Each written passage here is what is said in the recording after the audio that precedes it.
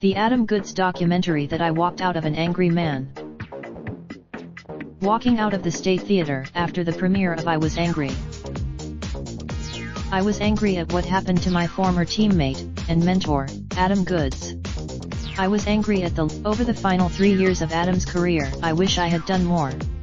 I heard the booing. It was so persistent that it was clearly motivated by something other than what was happening on the field.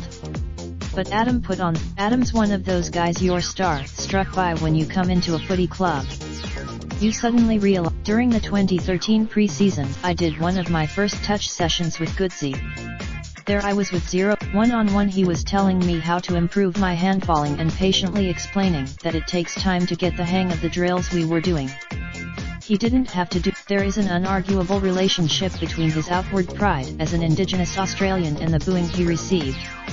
Confronted with that, during the film, when Gil McLachlan, AFL chief executive, was asked if the booing was racist, I could tell by the look on his face he wanted to say yes. He hesitated with, why are the ones who call out racism, who call out sexism, who call for change seen as outspoken?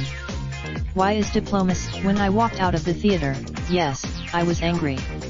But I realized that Brandon Jack is a writer and former Sydney Swans player.